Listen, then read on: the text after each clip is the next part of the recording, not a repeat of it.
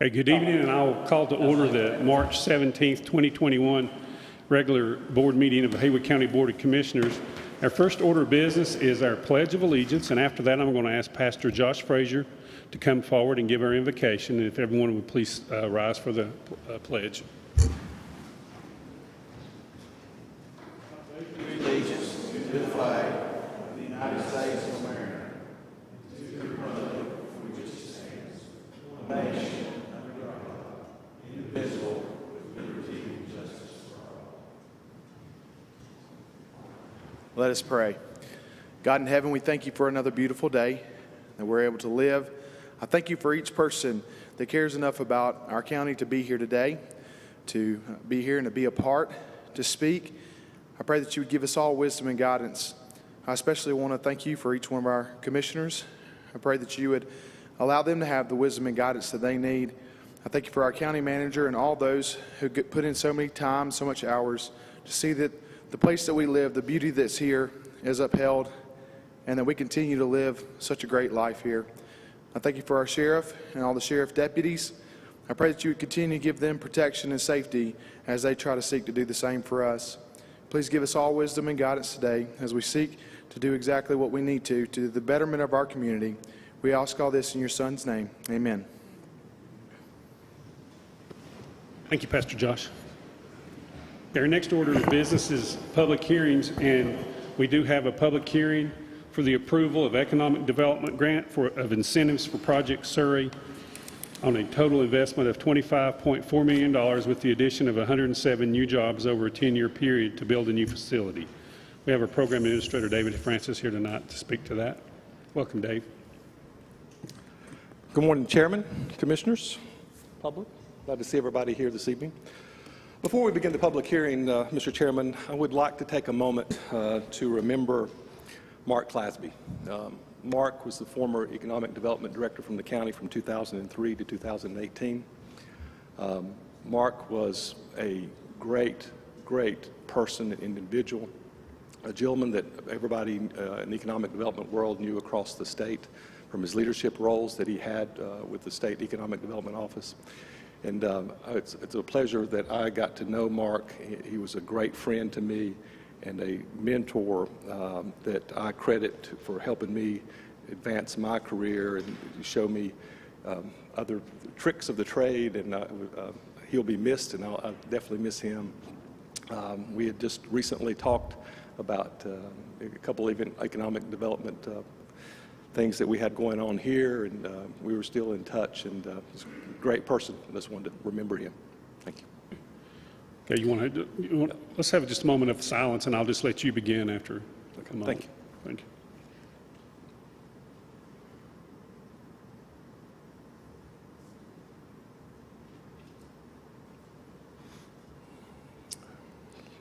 Thank you. Okay.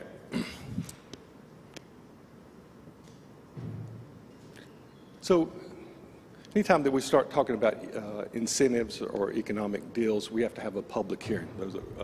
That's by the North Carolina General Statute.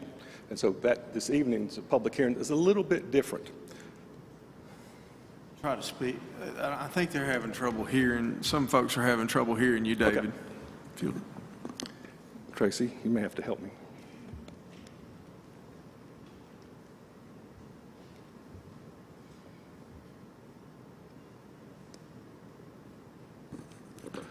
While Tracy's fixing that. So anytime we talk about economic development incentives, we have to have a public hearing and for those to be discussed at a regular commissioners meeting. So this is a little bit different. It's a Project Surrey. Sometimes when we get to this stage, we know what the name of the company is. And the reason that this Project Surrey right now is that this company, we in Haywood County, is in competition with another state. And part of the reason that we're having a public hearing under this because they've not made that decision. And one of the things also is that our incentives get tied back to the state incentives. So our incentives encourage, vice versa with the state incentives encourage our incentives. So that's why right now it's Project Surrey. If this project comes all the way to fruition, the state will do the announcement of the project at that time. Okay, Project Surrey will pay. It's a 50-year company. It's an industrial manufacturer. They were going to make an investment of $12.8 million in a new facility with an additional investment of $1.4 million. The site is not county-owned, and it is at the west end of the county. I wanted to put that in there, make sure there were some folks, social media gets out of hand at times, and again, it got out of hand with this as well, too. So the county will grant back 70% to the Project Surrey, approximately $175,000 over 4 years. In year 5, the additional of 16 new employees, the grant will increase to 75% for 1 year, for $45,000, yielding a 5-year total of $220,000. Remember, grants that we do, the company pays taxes in, and then we grant that back. It's not just cash that we pay to the company. It's they pay taxes and we grant that cash back. The county will grant back an additional $16,000, 5% for paying above the county wage, which is about around $37,400. They'll pay above that wage. And they'll pay more than 50% of the health insurance. So they get another percentage of 3%, which is about $9,000. So total incentive is about $244,000 for a grant total of 78% of the taxes paid. Scope of the project. If the company hits the benchmarks that we are agreeing to, hits benchmarks of investments of new hires in the first 5 years of phase 1, then they will trigger the second phase of another 5-year incentive agreement called phase 2. In phase 2, the company will invest another $11.2 million and hire an additional 64 employees. If phase 2 is reached, Project Surrey will pay approximately $251,000 in property taxes over 5 years, between 2027 and 2031 on phase 2 investments. If phase 2 is reached, county will initially grant 80% back to Project Surrey, approximately $200,000 over 5 years. In addition, county will grant back an additional $12,000 for paying, again, above the county minimum average wage, and then another $8,000 for providing more than health insurance there. If phase 2 is reached, the county incentive that is will be $220,000 for a grant back of 88% of taxes paid in that phase. So there's phase 1, 5 years, phase 2, an additional 5 years. So what's next? Board would approve an economic development agreement once the state company has given us the go-ahead and the state incentives award, and then also be mindful of all projections or estimates which can be impacted by changes in the tax rate, investment, depreciation, and value of the equipment and number of employees. Our incentive agreement does have some flexibility that we built into that. We know you don't have to hit every target, you have to hit the range, though, to qualify for the incentives. Okay. Commissioners, do you have any questions?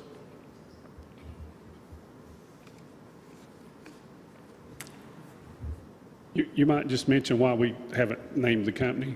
Yes, this company is up for state incentives. The company also is looking at another site, and so we keep that project company name until all the I's are dotted and the T's are crossed. And the state will, when everything agrees, and the state announces who the company is at that time, and that they'll have the award of the state incentives at that time. Okay. Okay. We may have 1 or 2 more deals like this coming down the pipeline now. Okay. Anybody have any questions for Dave? I don't. I don't either. Okay. All right, thank you. Okay, so I need to open up for folks to comment on this economic development grant. Yes, sir. Okay. Okay, so at this time, if anyone would like to speak to this issue, the economic development grant that we're talking about, you can come forward and for 3 minutes. So would anyone like to speak to this issue? Okay, come on up, Mike.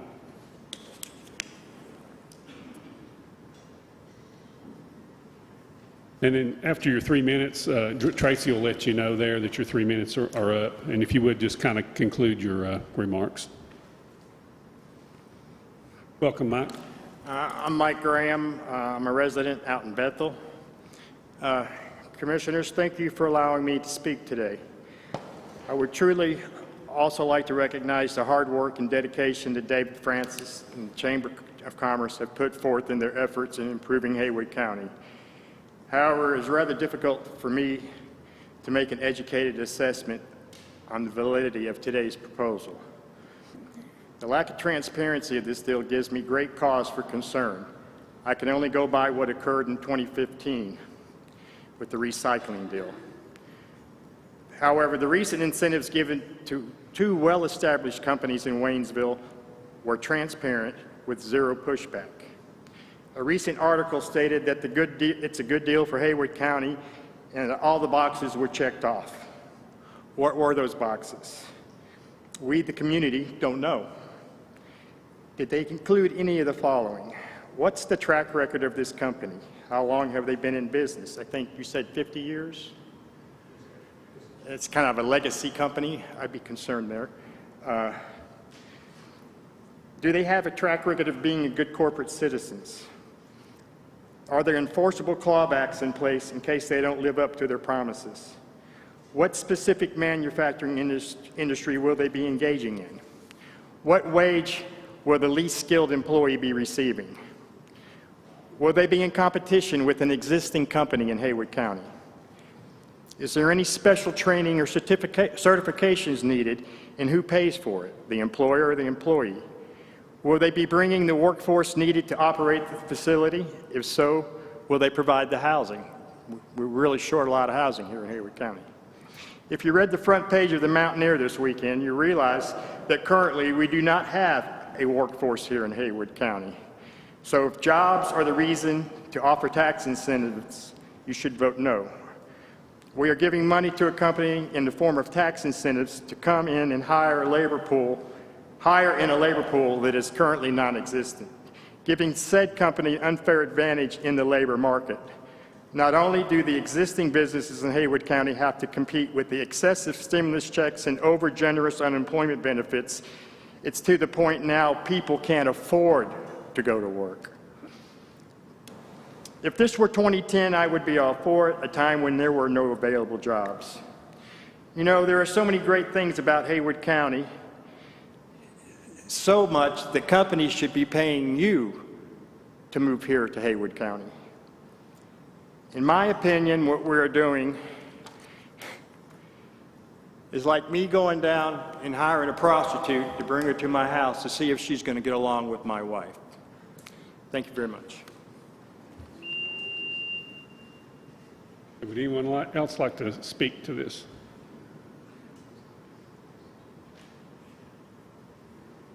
Okay. If you see no one, I'll close the public hearing for economic development.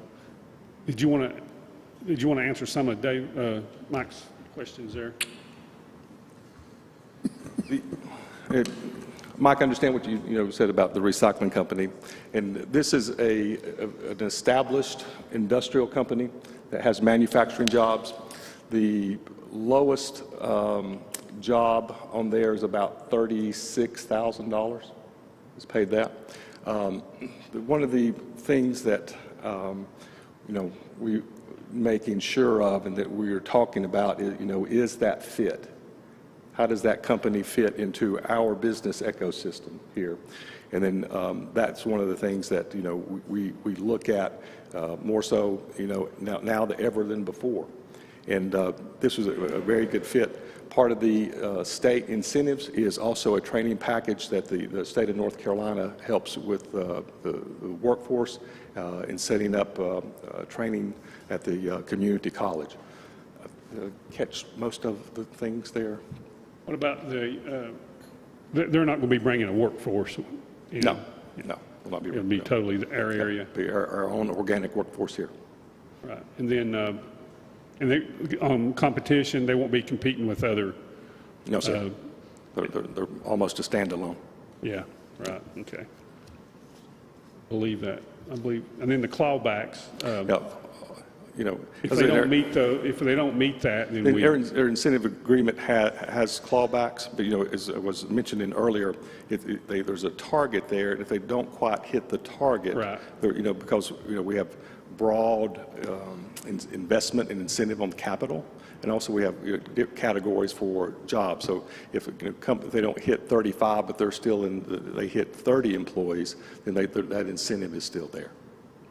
Okay. Yeah.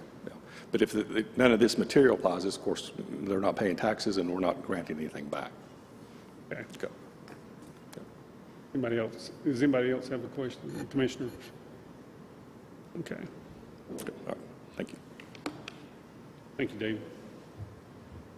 Okay, our next order of business is our public comment session. I have several people signed up to speak, and I'll just call your name as I just kind of got these as they were presented to me. And then please allow yourself 3 minutes. And I think the tone, was that the tone that went off, Tracy, there a minute ago? So when you hear that tone, your 3 minutes is up. And just kind of conclude your comments. Okay, my first speaker is Peter, and I think I butchered your name last time. I'll let you, from Long's United Methodist Church.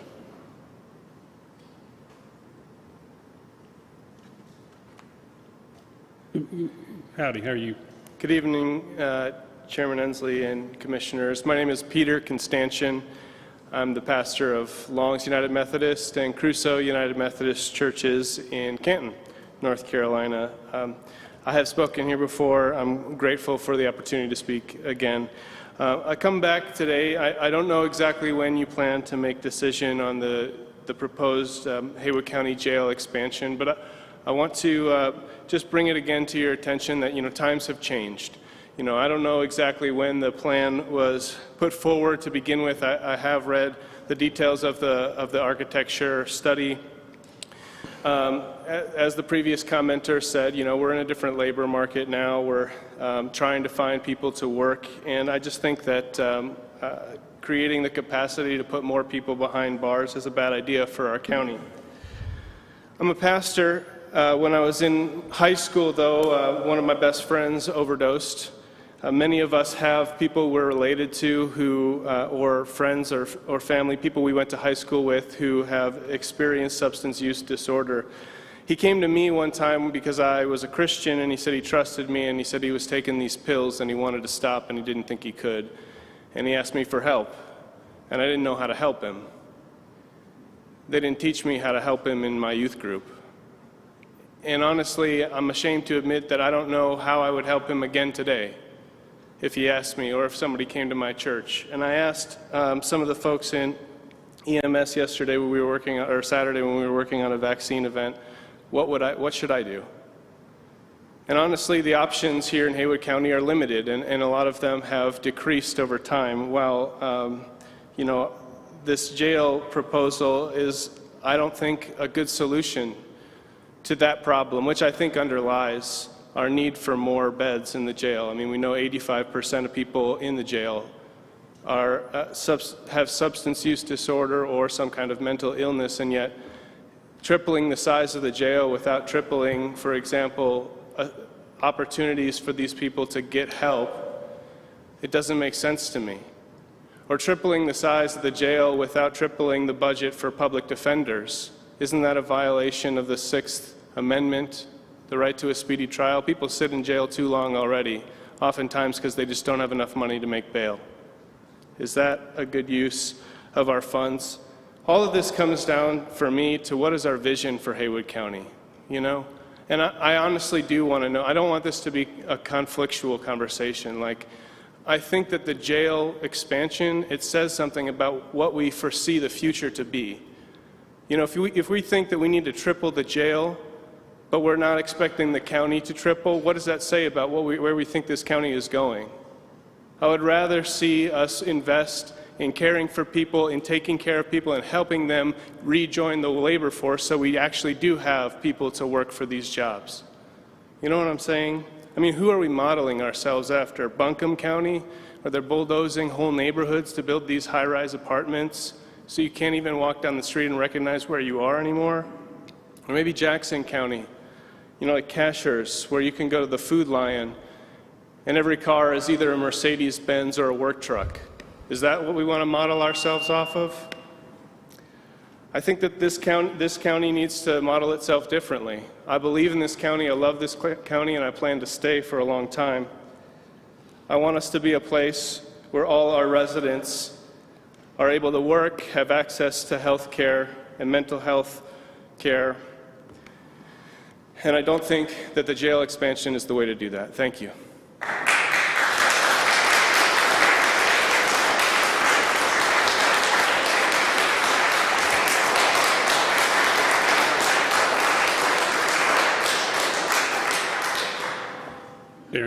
person to sign up to speak is Victoria Castle. Welcome. Good evening, Chairman and Commissioners. No worries.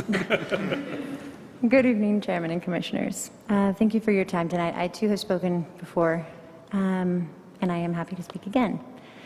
Over the past 2 months, you may have noticed that Down Home has been knocking on doors and making phone calls to find out what the community thinks about the jail expansion. I've spoken personally to many community members from all over Haywood County and from all walks of life. People with different backgrounds, incomes, faiths, political leanings, and different life experiences. I shared my story and listened to theirs. I asked what people's concerns were for both their neighborhood, whatever town they reside in, and Haywood County at large. For every person who asked for more info, there were one or more who offered up their own knowledge and opinions. In fact, 79% of over 600 conversations we have had so far with individuals were strongly opposed to the expansion and in favor of other services. People mentioned the lack of support in all forms, both for school and education, affordable housing for fixed and low-income individuals, medical treatment and availability, transportation, and road repairs. The main thing that I heard over and over again, every single house, was the concern for both the homelessness issue and the substance use issue. Many mentioned how we just built a jail not too long ago, and they hadn't heard a word about this. How early should we be writing off our neighbors, family, and friends? More importantly, what makes anyone think we should write anyone off at all? When you reprimand a child, is it meant to help teach a lesson or to tear them down? When the punishment has been served to the child, do you label them as bad forever, or do you continue to nurture and guide them in the knowledge that we all make mistakes? No, those that Haywood residents are concerned about are not kids. They are all still human beings, and we are all each other's neighbors. Some of us may have had parents that didn't care or couldn't provide us with the support we needed, lacking guidance from all sides, even at our schools, the one place that should offer some safety and guidance for everyone. The jail is not a remedy to these issues. Haywood residents overwhelmingly agree. Long-term, it will only make the situation worse due to the lack of facilities, programs, and services available for those who would like to get help and find another way. The ones we do have are inadequate in many ways due to capacity, differing regulations and opinions, funding, and stigma. While out in the community and after those more than 600 conversations, the thing most people seem to wonder is why they didn't know anything about this. Why do they feel that they're being treated as children as well? I understand that to make our voices heard, we vote on elected positions. What recourse do we have when we feel unrepresented in such large numbers? While we were denied the time to present all comments from our community that we collected, I hope they feel as though someone has finally listened to them and heard their voices. I hold each conversation I had with every single person to be just as important as the one before and after. Many changed my views, my life, and encouraged me to advocate harder for those of us who feel it is unsafe to speak our truths. Most importantly, I realize that I am not alone. Thank you.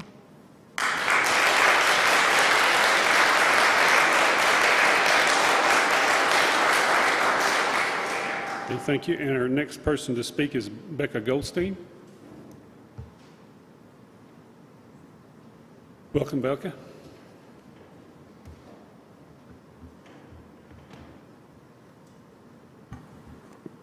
Thank you. Good evening. My name is Becca Goldstein. I'm the Western Regional Coordinator with the North Carolina Harm Reduction Coalition in Haywood County, and I live in Waynesville. First of all, I want to say that, as always, I'm appreciative of the opportunity to be here and to be able to stand up here and talk to you. And I also want to make sure that we recognize the fact that to be able to be here today, to stand up here, is a privilege, and it's a privilege that is not afforded to everyone. It's not afforded to people without transportation, to people with no phone or email access, to people leaving their first job to go to their second job, to people who are unhoused and are trying to figure out where to sleep tonight, Is not afforded to members of our community whose low income, lack of housing, medical condition like substance use disorder somehow warrants their systematic targeting and harassment by law enforcement officers in this county to the point that they are afraid to be out and about in their community. It is not afforded to individuals who are currently incarcerated or previously incarcerated, or to folks with substance use disorder who have been so stigmatized and marginalized that they are absolutely sure that their opinion doesn't matter, that their lived experience doesn't matter, that nobody wants to hear from them or cares. What's the point? And those are all things I've heard verbatim from people in this community. The people who you need to be hearing from, who live and work here, who raise families here, the people who deserve to be heard way more than I do could not be here tonight because their voices have been effectively, systematically silenced. And I don't want to be the voice for other people. I don't need to be the voice for other people. Their voices need to be heard, but they're not here, and you're not out there not talking to them. So why are we making decisions for them and about them with no involvement from them? Decisions like turning the detention center into a de facto healthcare provider, but sans the health and the care and the healthcare parts. With 85% of folks in the detention center suffering from substance use disorder and a large proportion with mental health issues, I mean, the jail essentially has the same demographics as a treatment facility, but again, sans the treatment. You are choosing to put people who have experienced trauma, which, by the way, is why people end up incarcerated in the first place, in cages, further exacerbating their trauma, when it's cheaper, more effective, more compassionate, more human to get people resources, to get people help. We know this. We have the facts around this. If you can't provide a reason why this jail expansion is necessary, why, again, putting people in cages is a better option than helping them meet their basic needs, get treatment, etc., if you can't give a good reason why this jail expansion is necessary, then you don't need to be undertaking it. And we're at capacity is not a good reason when you have countless ways of reducing capacity, starting with just helping people get to court, or better yet, helping them get to a resource, or at the very least, getting out of their way so that they can help themselves. And incarceration gets in the way, like one individual who was ready for treatment, checking in at a facility when they got picked up for a failure to appear. Their lawyer knew that they were checking into treatment and didn't vouch for them. That person is now sitting in jail instead of treatment. I can't tell you how many people I've worked with who have done so much, worked so hard to take one step forward to then end up in jail, not even convicted of anything, and take about 3 steps back. And taking 3 steps back sometimes means death. Within the first 2 weeks after their release, recently incarcerated people are 40 times more likely to die from an overdose than the general population. That's not just a statistic, that's happening here in our community. I don't know what else I can say that hasn't already been said that you don't already know. I'm tired. You are tired. The folks who can't be here tonight, whose voices aren't being heard, are really, really tired. People are dying. We can't keep doing the same thing we've been doing, the things that aren't working. We can make a different choice, do something different. Please, can we do something different? Thank you.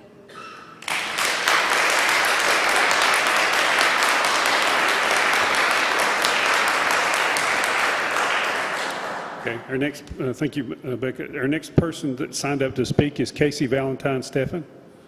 Welcome, Casey.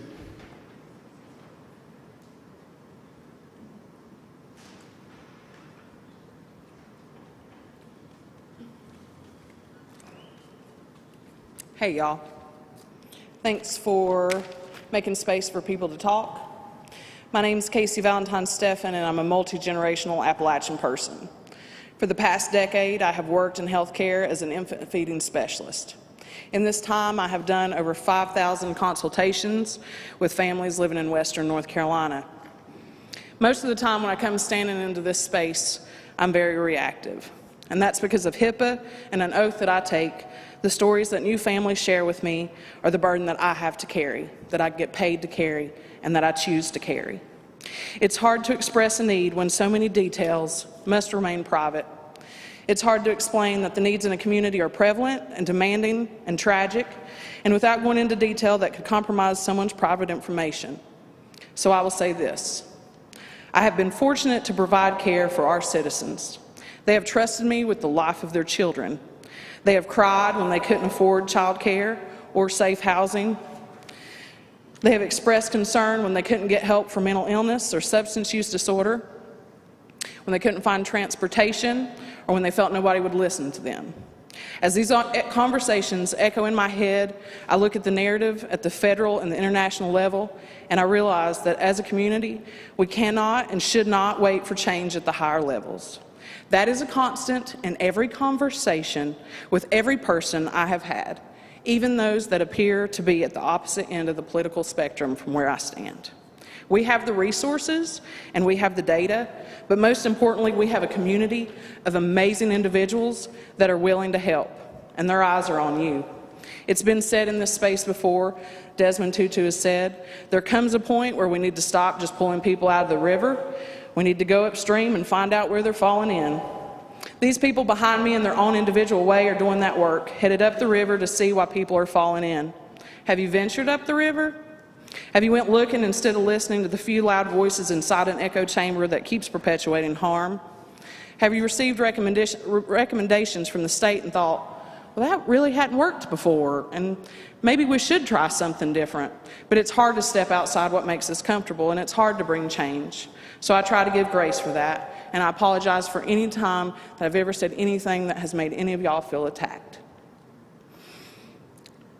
We are in a very vulnerable time, and I need y'all to quit doing what's comfortable and try to take a walk up a river. Be an example of what elected officials should be, and look at these issues as people problems and not political problems. As you work towards the yearly budget, I just want to remind you that we can do better and we should do better. And there's a plethora of people from all sides of the political spectrum that are willing to take your calls, email you, put you in contact with professionals and experts in those areas. We're not here because we want to be. We're not here because it's fun. We're here because we're tired and the resources are dwindling, and we need your help.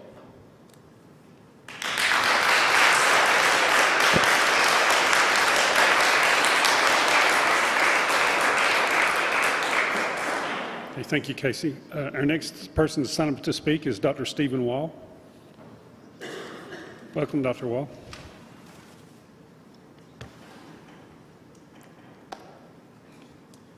Thank you for this opportunity. I think this is so important to have the public come forward like this. I spent 30 years as a pediatrician in Haywood County, over 100,000 patient visits. I was chief of staff of the medical staff at Haywood Regional Medical Center and president of our county medical society. I moved here from Texas 30 years ago. I've raised my children here in Haywood County. Proud to say that. I want to put this question in a little bit bigger context. You know, a friend of mine had a very successful financial management company down in Florida. He sold it, retired to Marco Island. Beautiful place. We used to go jet skiing through the mangrove. It was just wonderful. He sold it because the seawater's rising up and people in Marco Island are getting worried. The mayor of Orlando said we must prepare for 2 million climate refugees from southern Florida. I have a feeling that a lot of those people are not going to stop in Orlando. They're going to come up here. The vast majority of those people are going to be wonderful additions to our mountains. They're going to thrive, they're going to build homes, they're going to patronize our restaurants and our theaters. I welcome them. There'll also be, unfortunately, a substantial number who come up here and be homeless. They'll have mental health problems and other kinds of needs that can affect our county. Now, we could build, I'm not going to question the need for more jail space. I've had a lot of discussions with Sheriff Christopher, who I respect highly. I think he's been a wonderful, wonderful man in this county. So it's a complicated question. But I know that this Board of Commissioners has the opportunity to think out of the box so that 7 years from now, people aren't shaking their heads and saying, why didn't they do something to prevent the need for a new jail 7 years from now? Another $16 or $20 or $30 million. Why didn't they think out of the box and be creative and do something that would really put this county on the map in this state of saying, Haywood County has done something unusual. It has thought through a process and done something to change the direction of things. Because in my practice, until you've been up in the middle of the night figuring out a microdose of methadone on a 7-pound baby, you really don't know how bad this problem is. And I've been there. I don't want the next generation of doctors to have to go through what I went through over the last 5 years in my career, which is figuring out methadone doses of these poor women who come in with their babies from Mission. We did the Finnegan scale. They'd be off the chart. They needed their methadone. These micro doses we'd have to figure out. It was appalling and scary. But these women, they were victims very often. They didn't get the services they needed. Some of their husbands are in jail. Some of them had done jail time. If we think out of the box and get creative, we can have the facility we need if we need to incarcerate people, but we can also have the facilities that start to change the direction of things. Because a lot of these folks, if they had help, they would return to society. They would become tax-paying, instead of just doing more time in jail, which oftentimes leads to, not really progress, not really rehabilitation. It leads to a never-ending cycle of sadness. So thank you, and I want to see this commission remembered 7 years from now as the ones who prevented the need for a new jail facility. Not, here we go again, another tax problem. I pay enough taxes already. That's my feeling. Thank you.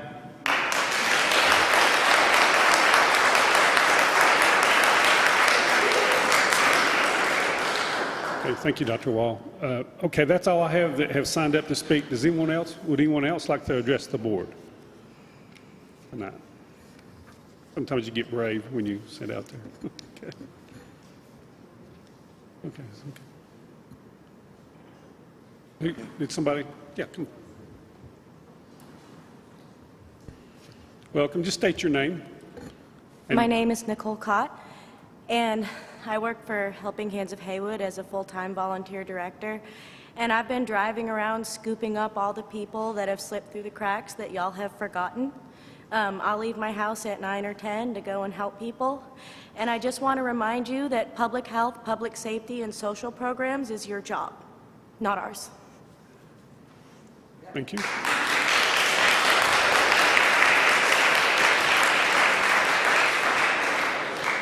Would anyone else like to? Yeah, Mike, you can come back up. You can comment because you commented on a different subject. That's okay. Welcome back.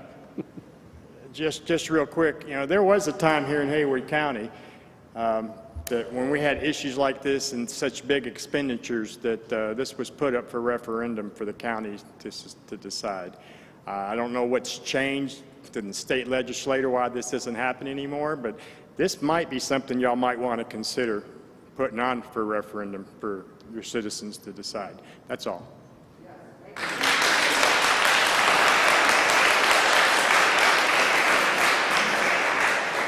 Thank you, Mike. Is there anyone else who would like to address the board? Okay. Seeing no one, I'll close the public comment session.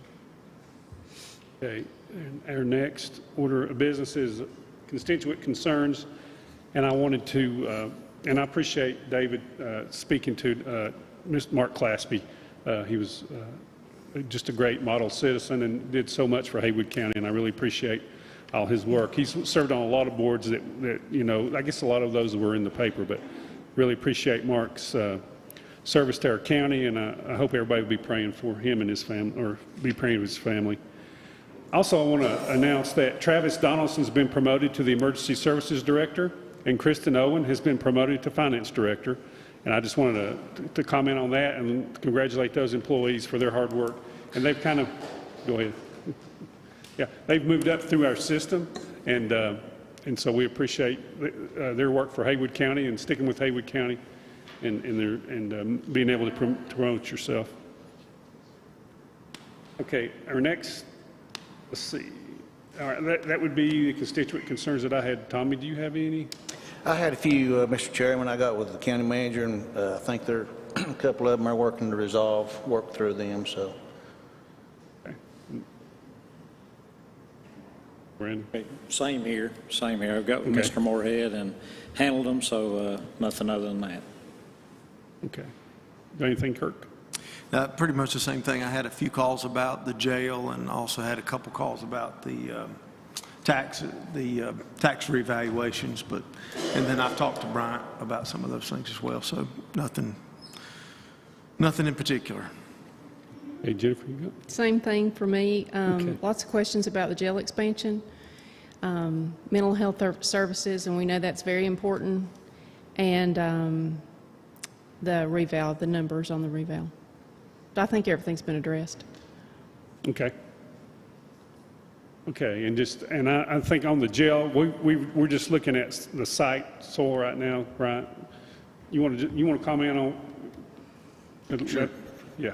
The current site, we're evaluating the soils, doing geotechnical work. Chris has been working with the contractor on it for about 6 weeks or so. We've also talked to the railroad about the right-of-way issues there, so we're working through that. As far as a time or date, we're doing our due diligence on the site before we bring forward a presentation from architects or anybody for the board to discuss engaging a contract in construction. So we're still several months away before we'll make a decision. Okay. Okay. Okay. So, does anybody have any other comments and constituent concerns? No, I would add, I mean, we continue to have conversations regarding the jail. It's not a done deal. But we do have issues that we have to overcome, and I know that sometimes it's difficult for people to see that, and it's also a little complicated why we have to have additional jail space. And so it's not just, I can guarantee you, in all the years that I've served, I do not want to spend money on a jail. That's the last thing I want to do, is spend tax money on a jail. I mean, we had to build the one we have now because they pretty much were going to close the one we had, and they had a fire over in Mitchell County where several people died. So we had to build the jail we have right now. And the way they incarcerate people in the state has changed over time as well. I mean, it's kind of similar to our landfill at Francis Farm. When we built that landfill, it was fine. It was regulated, and we didn't have any problems with it. And then later on, the state comes back and says, well, by the way, you're in violation of this and this. You got to fix it. And it costs us millions of dollars to fix it. Same thing, the situation with this jail. We had a thing called the satellite jail, and I used to, believe me, I've been to the jail a lot. Not because I've been incarcerated, but I've seen my clients there. And we had a satellite jail that used to be fine, and it housed 40 people. It's much more relaxed. Well, they can't house people there anymore. The state has changed that to prevent that. And so when things like that happen, we have to look and see what can we do, because we have to house people in the jail. When they're placed in custody, we're responsible for them, and they have to be housed safely, and their medical issues have to be taken care of as well. So none of this is something that we're taking lightly. Please don't think so. And I wish there was, and I've heard some of the healthcare professionals speak, and I wish there was a way that we could just fix everybody. But I know the ones that have been out there that see these people, that deal with these folks, it's not that easy, and you continue to see the same people over and over again.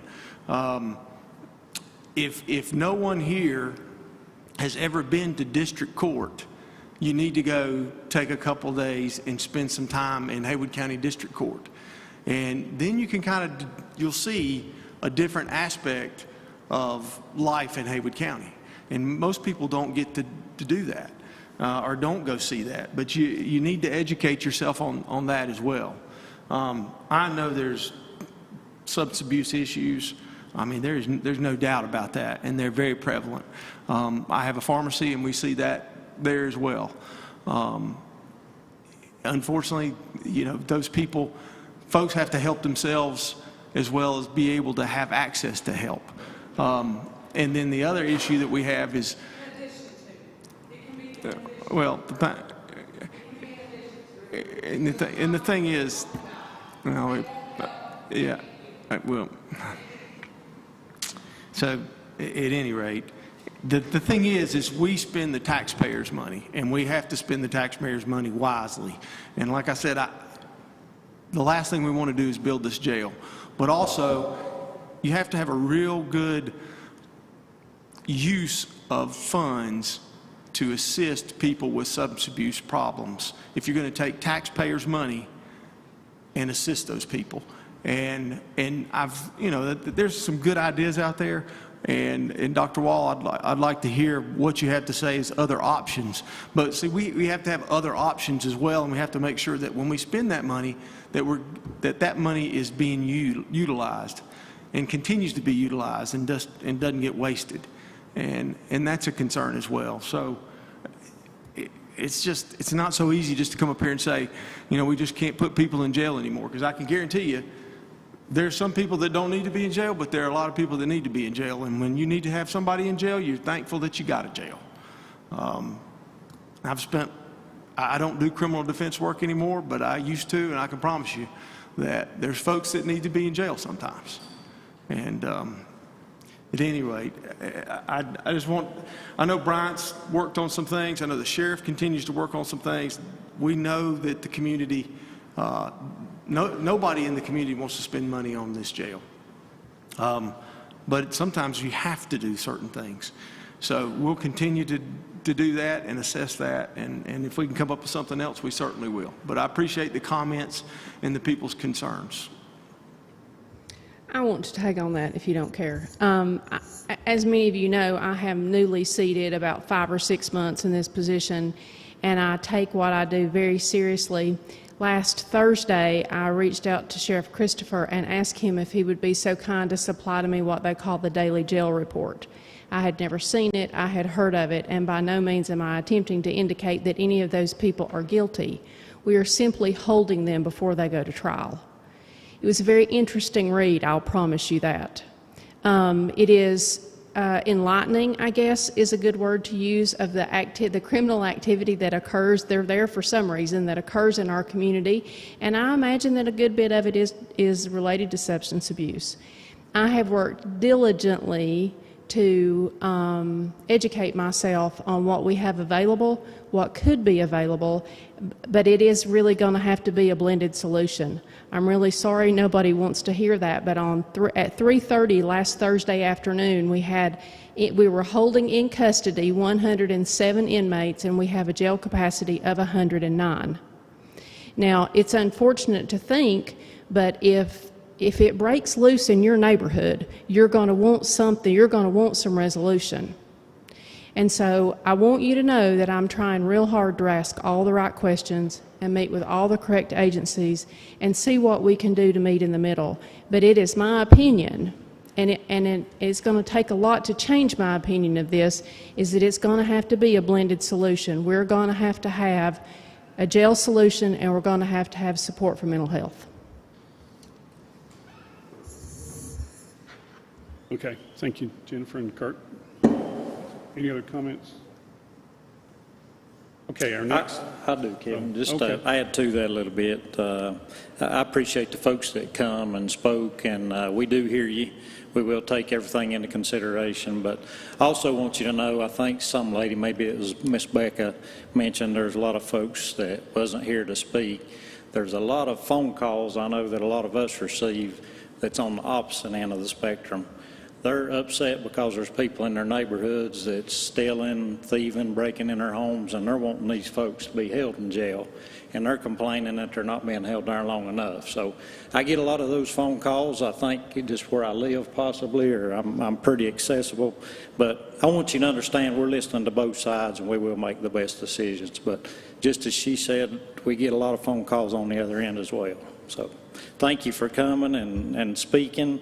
And maybe in the future we'll hear the other end or the other side of it. But again, I've said this before, we're fortunate enough in our meetings that you can come and give a public comment and talk about whatever you want to talk about. But one thing that I'd like to mention while I'm on it is always let's do it with respect.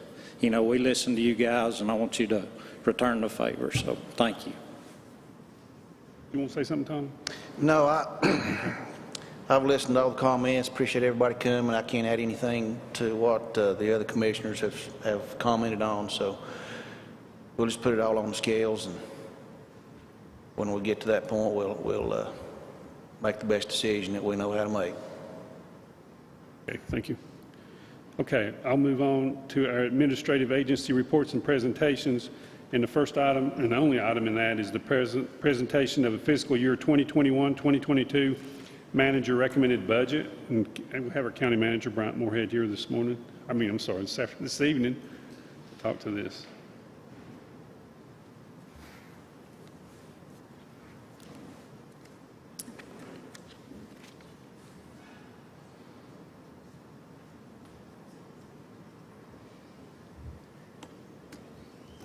Thank you, Mr. Chairman, members of the board.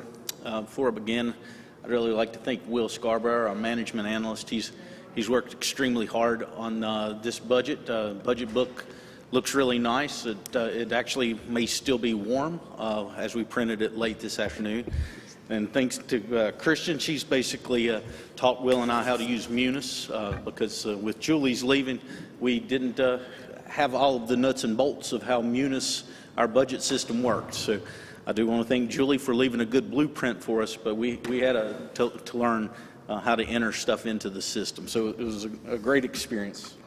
Also, thanks to the department heads. Most had very modest budget requests, and the schools and the college have been really good to work with this year. So thanks to everybody there. First off, the big thing about reval, the questions you have, is in a year in which reappraisal is conducted, the budget officer is required to include in the budget for comparison purposes the revenue neutral tax rate.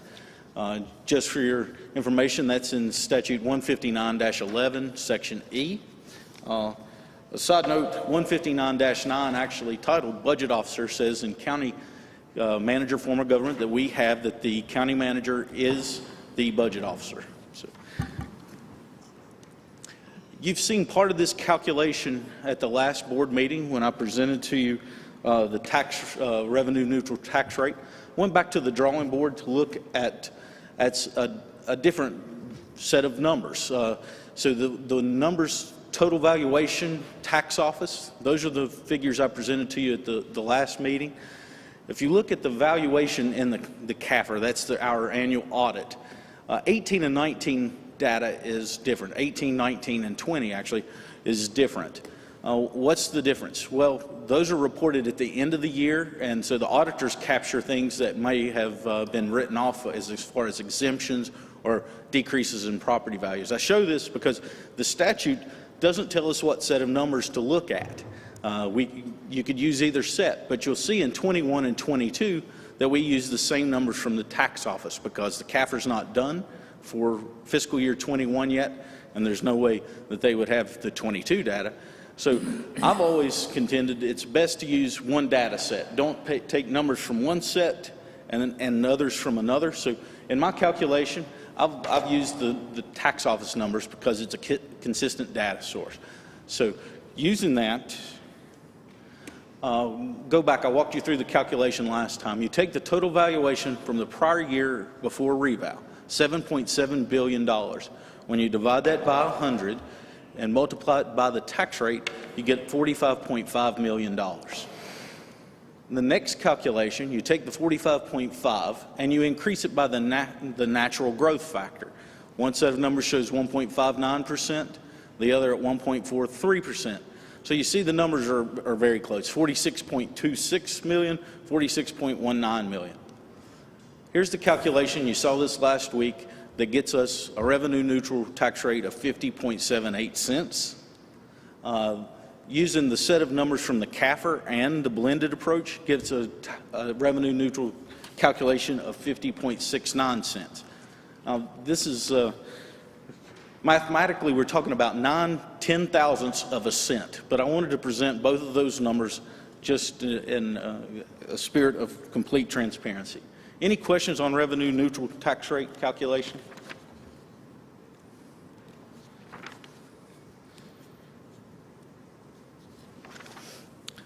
Go ahead and let's talk about revenue.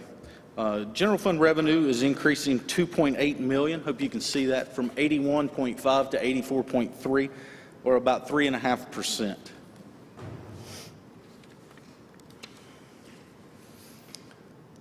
Our largest source of income or revenue is property tax at $44.895 million. I'm proposing a tax rate of 53.5 cents. Our current rate is 58.5, so this is a nickel reduction from the current tax rate. This tax rate increases revenue by $3.9 million. We're also the benefit of having, and this goes to Greg and his staff's credit, we've increased our tax collection rate by 1 full percentage. Current year we budgeted 96.35. Next year we have 97.39. That's a lot of great work by his folks. Basically, the variance between 53.5 and 50.78, that revenue neutral rate, is 2.72 cents. It equates to $2.4 million. And as you'll see, most of it is used to implement the pay and classification study that we're waiting to get the numbers back on. What does that difference in those rates mean? It's basically $27.20 per $100,000 of value of a home. So someone that has a $500,000 house at 53.5 cents will pay $136 a year more than if we were at absolutely revenue neutral of 50.78. I know I threw a lot out to you in that slide. Are there any questions, comments about that? Okay. You got more to go, right? Have you got more to go? Oh, yes, sir. Okay, yeah. I didn't think you were done. Okay. Motor vehicle taxes is another big portion of our revenue. Currently, we had 3.9 budgeted this year. Proposed next year is 3.6, a loss of $338,000. We actually had an increase in our total valuation for motor vehicles from $627 million to $695 million. But when we lower that rate from 58.5 to 53.5, we lose revenue. That's the entire change for motor vehicle tax. Okay, I'm going to walk through this, and please stop me if it gets confusing. So we have $12.5 million budgeted next year for sales tax. It looks like a decrease of $1,085,000, but there's something special about the way we handle sales tax here, and this budget seeks to fix that. Christian and I have talked with our auditors to get their blessing on this approach, so I'll kind of explain it. As you know, sales tax is broken up into different articles. Article 39, 40, 42, 44, and 46, right? So Article 46 is a quarter-cent sales tax, and when it was adopted or passed by the citizens here, the Board of Commissioners earmarked that for the community college. Currently, that money comes into the general fund, pays for the college things, and then, or debt and capital, and then is reserved in the audit for the community college. But it's commingled with county money. So what this budget does is seek to change the way we handle the college and the school system sales tax money. We actually set up debt service funds for the community college. So that revenue, that Article 46 money comes into that fund. It pays their debt and their capital, and then it builds up a reserve in their own fund. So it's no longer commingled with ours. We're segregating the funds for the college and the school system. Excuse me. The school system actually, by state statute, has earmarks of sales tax. We're handling it exactly the same way. So that money will come into their own fund outside of the counties or the colleges and will be earmarked just for them. It will be much cleaner in the financial statements, and that way if there's any questions, everybody can always see how much their balance is. I think this is a good move, and I'm glad the auditors agreed with this approach. But to give you some, it's not really a decrease, because in current year and the prior years, those sales tax for the college and the schools have always been in the general fund. If you were to add their portions, we would actually have an increase of about $5 million in sales tax this coming year. Sales tax is performing amazing. I mean, year to date, we're up 15%. Now for next year, I do not have 15% projection. I actually have it at about 4%, because 15% is just, I think it's an outlier, and it would be very risky to budget it that high. So there's a lot of questions about sales tax and why we're making the move into the separate debt service funds. Okay.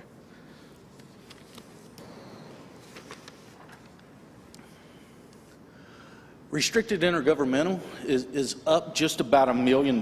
Most of this money is for Health and Human Services. State funds come in and they'll pay their portion of operations at DSS or the Health Department. One of the other things that's in here is, you'll remember, we took on the policing services for the town of Clyde. So we have $393,000 in revenue from Clyde to the county to pay for the work that the sheriff's office is doing there. Sales and service, this is only up slightly, 0.12%, $6,108. Most of this is ambulance fees.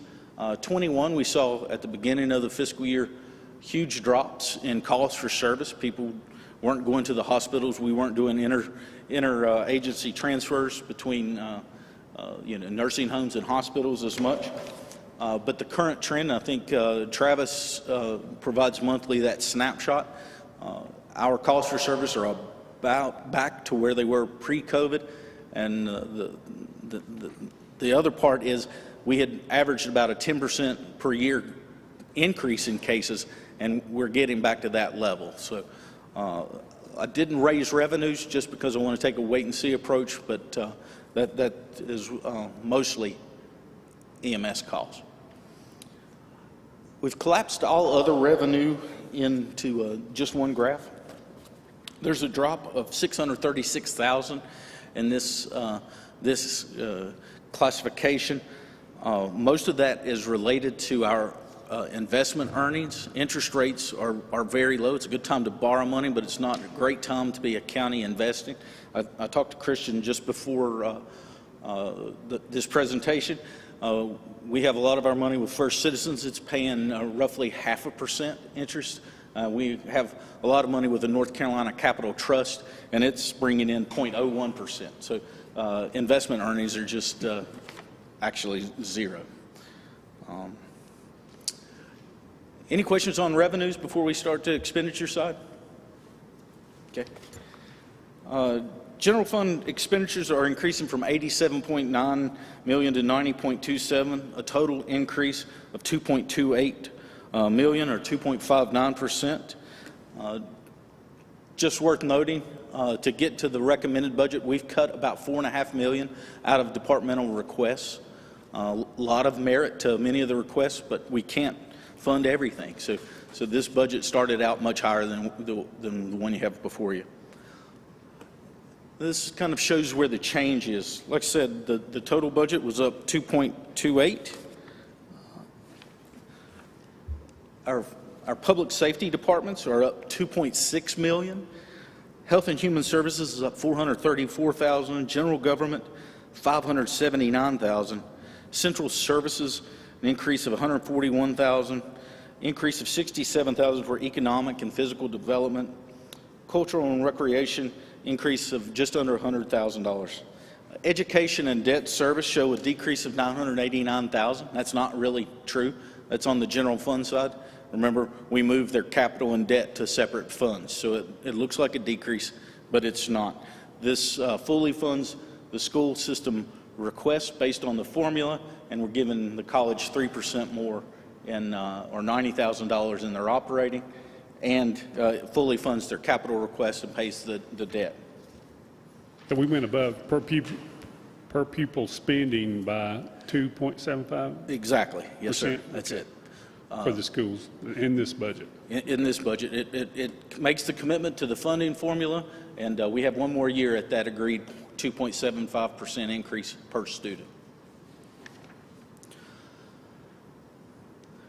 New positions by department. You saw this a couple of weeks ago. We did take the animal services off. The board approved that at the last meeting, so it didn't feel like it needed to show it. We had 21 total positions requested. I'm recommending 10. That's 6 telecommunicators and 4 for Health and Human Services. In Health and Human Services, it's a public health nurse focusing on communicable disease, an environmental health specialist. I sent you an email earlier today. The work environmental health does is covered up because it's tied directly to the housing market. So we need a position there. An income maintenance caseworker and a paralegal for social services.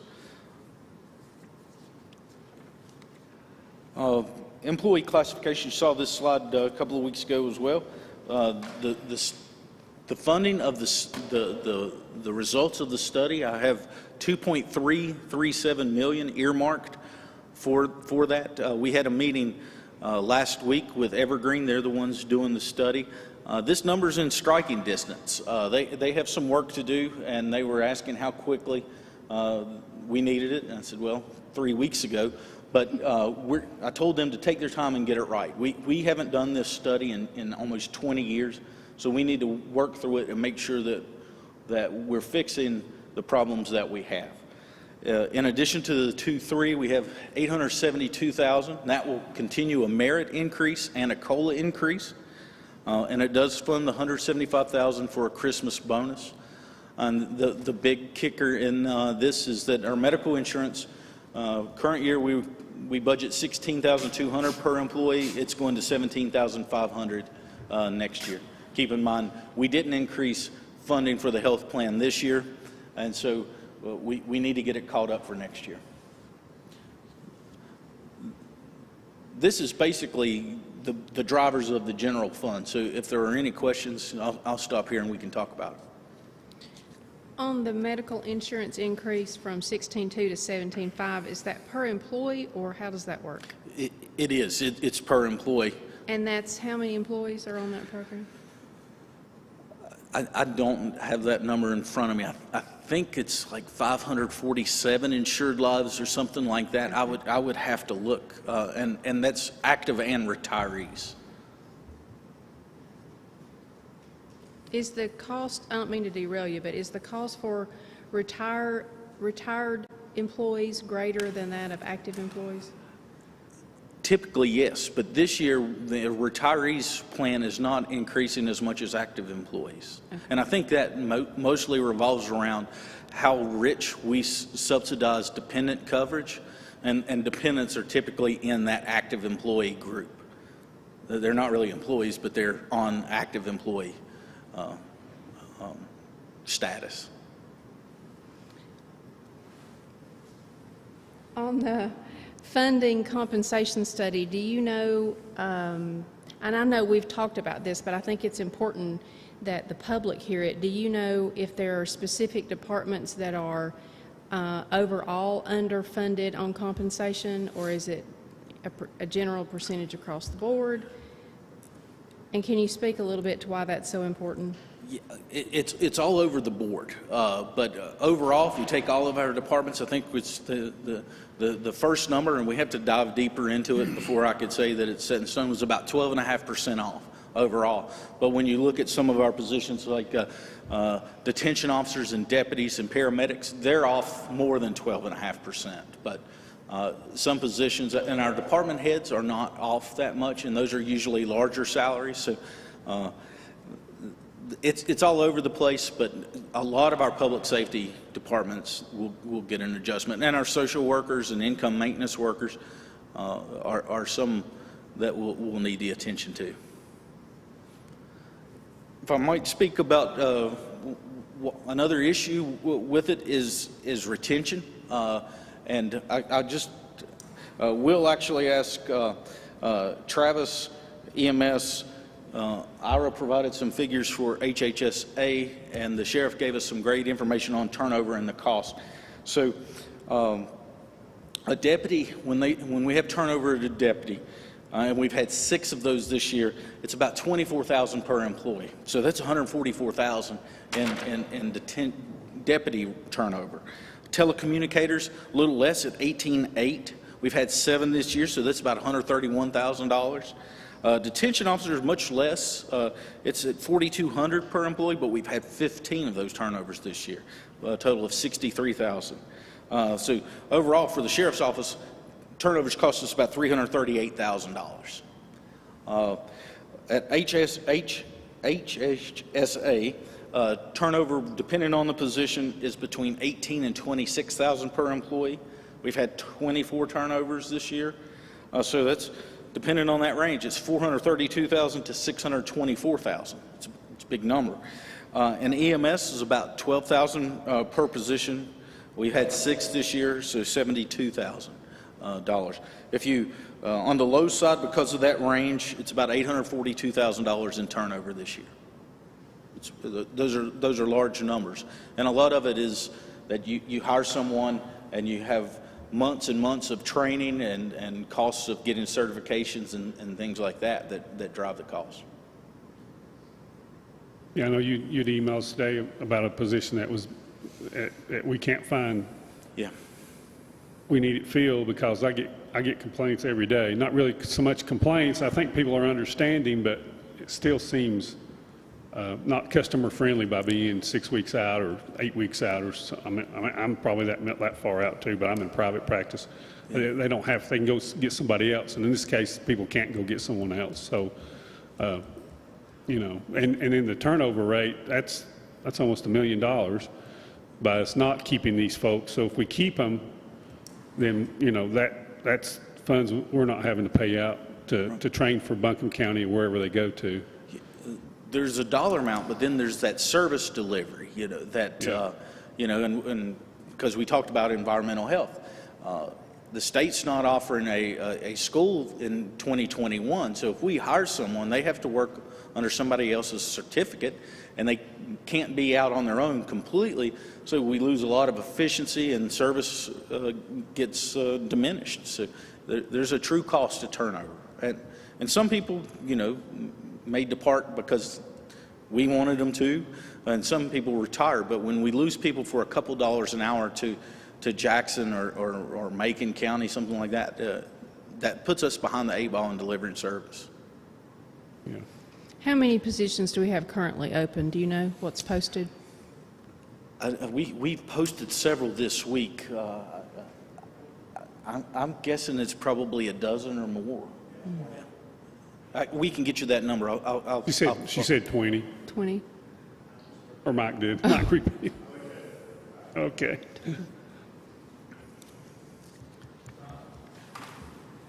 Do you have a total? I know you was throwing some numbers out there.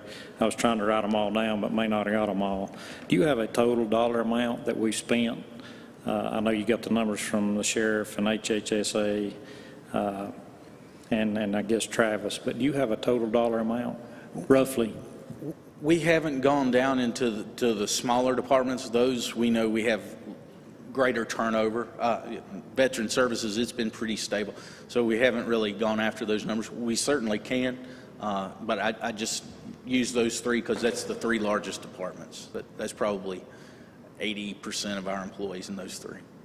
I mean, that's some pretty big numbers. Yeah. I mean, the pay study is going to tell us a lot, but that just shows us that we can actually save some money if in the long run, you know, by giving these increases. So anyway, thank you.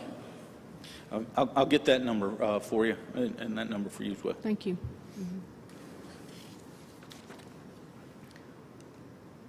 Related to everything we were talking about, health insurance overall is up $1.088 million, and you can see the increase for retirees is not the same percentage as our active employees. And the switch to Aetna has saved us considerable funds. That was the right call the board made.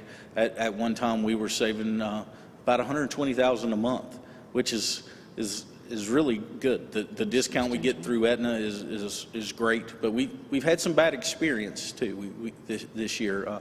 Not things that people control. Sometimes people get cancer and other things like that, and it comes with big tickets, you know.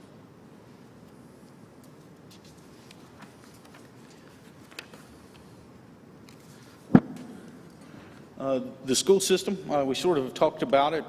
This fund's $16,675,000 in operating. It's actually a decrease of about $150,000, but our per pupil funding is up, as the chairman said, 2.75%.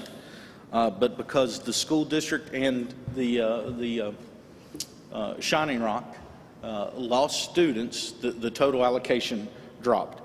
We are funding capital of $950,000 and debt payments of $2.1 million, and that debt payment includes the new central office, or Annex 2, as we had formerly called it. Community college an increase in operating of $90,000 over current year. It's a total of 3.107. Capital is funded at $350, and their debt is $1.6 million for a total of $5.1 million. Take time to thank the Haywood Health Foundation for $411,000 a year they're given to the county to pay the debt on that new, we called it nurses building or human services building, and it's underway, and looks like the project came in on budget, and by all accounts the contractor's doing a great job for them. So, any questions on the schools or college? Okay, when you exclude the schools and the college from our operating, county operating is up 2.12%, or $388,000. That's really not that much on an $18 million budget for operating. Some of the drivers here are inmate health care costs are up $155,000. Maybe 2 or 3 meetings ago we had to appropriate more money for inmate health care. I think this number is more realistic and should get us through for next year. No guarantees, but we think we won't be back to the board for more money on that. Medical supplies for EMS, durable and drugs are up. We have 36,000 more budgeted. Utility increase of just under 16,000. We also have insurance other than health and workers' comp up about $32,000. That's our estimate. We've had some bad experience with vehicle crashes this year, so we expect our costs to go up. And then there's an increase in what we pay the state. As the Register of Deeds activity goes up, we owe the state more for their share of the excise tax. So we have $60,000 budgeted in that for their payments. Questions on operating? Okay, capital, this is just ours, doesn't include the college or the schools. $2.082 million, an increase of $726,000, and you'll see most of it's driven by vehicles. Current year, we replaced 15.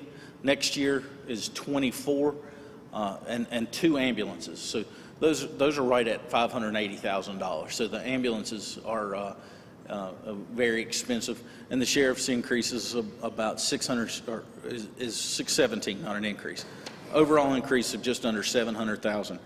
I can show you the way we did this is took the current year state contract bid prices and increased them by 5%. I don't know what vehicle costs are going to do, and that's with the equipment that outfits most of our vehicles as well.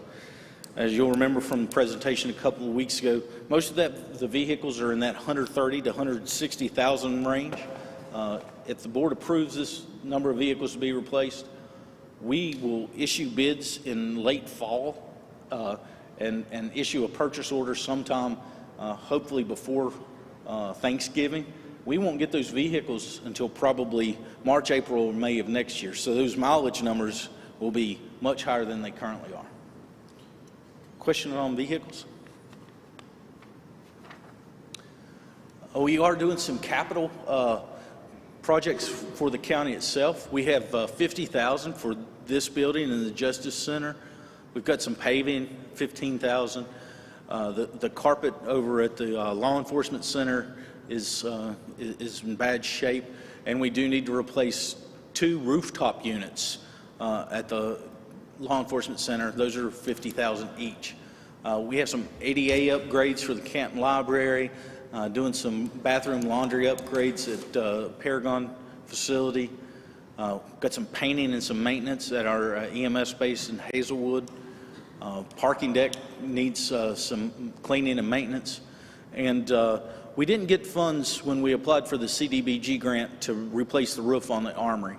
Actually, we're supposed to get that money tomorrow, I believe.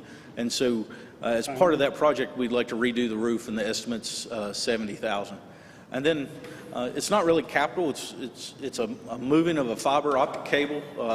We have to move it. I'm not sure if it's the DOT or the town of Waynesville, but that's a cost of $79,000. All those total $424. But also left off this list, we have a body scanner for the detention center. It's $130,000. We also have a commitment from Senator Corbin for about $50,000 in state money to offset that. I haven't budgeted that revenue because, well, it requires the General Assembly and the governor to work together, so I'm kind of apprehensive that happens. But we have our own money in there for the body scanner, and we also have about $14,000 in sprinkler system repairs. Questions on cars or capital? Are the repairs, the capital repairs, are those things that we definitely know we need to do, or is this just planning ahead and trying to be more proactive than reactive? That's exactly right. We're trying to get into maintenance instead of repair, to take care of things on the front end.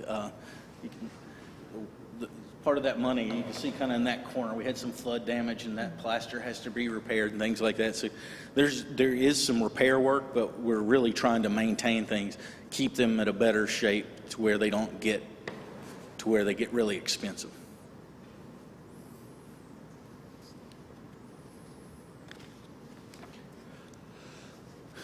Okay, currently we need to appropriate about $5.9 million in fund balance to balance this budget. Comparatively, the budget that we're in, we use 6.48, so it's less than last year. I think it's going in the right direction. If you think about it in terms of recurring and non-recurring, we have a little over $2.08 million in capital. So you could think of part of that 5.9 going towards one-time costs. That leaves us $3.8 million in recurring, if you will. And that's what you get kind of concerned about, is that are you using your savings for recurring costs? But I think we've done a good job in our revenue estimates. They're a little conservative, not overly conservative as they were in current year. And our departments are really good at not spending every dime that the board gives them. So I think through a blended approach of keeping our expenditures under control and hopefully revenues beat budget, that we won't be draining a fund balance with this proposed budget. I think it's a good compromise. Real quick, we have other funds that they're in your packet and they're in the budget ordinance. We have 2 internal service funds. We have the health fund at $11.7 million. That's a little higher than the 2 numbers I gave you because employee contribution for dependent care comes into that fund. And workers' comp, 706. Workers' comp is an increase of $350,000. If you'll remember, a few meetings ago, we came back to you and had to get more money from our workers' comp fund. This is the trend. We're self-insured for workers' comp to a large degree, and so this is based off of our experience. 911 fund, these are actually state funds that come in, is $465,000, but it's a decrease of $16,394. Solid waste is a little over $6.1 million, but it's a decrease of $296,000. The separation allowance, this is for sworn law enforcement upon their retirement. It's unchanged at $65,000. Road district fund, it's $248,000. It's an increase of $7,000, and 2 road districts actually decreased their rate this year. That's Maggie Valley Country Club and Oak Park. Everyone else left there is the same. Junaluska Sanitary District, it's an increase of $45,000 to $320,519. No change in their rate. And the fire district fund, for some reason, it's not on. Anyway, fire district fund is an increase of $649,000, and that far right column shows you the change in rate. No fire districts changed their rate. The total fund totals $4.859 million, an increase of $649,522. Questions on those other funds? You said there was 2 road districts lowered theirs? Yes. And that's based off the revow? Yes. And everybody else stayed the same? Everyone else, yes.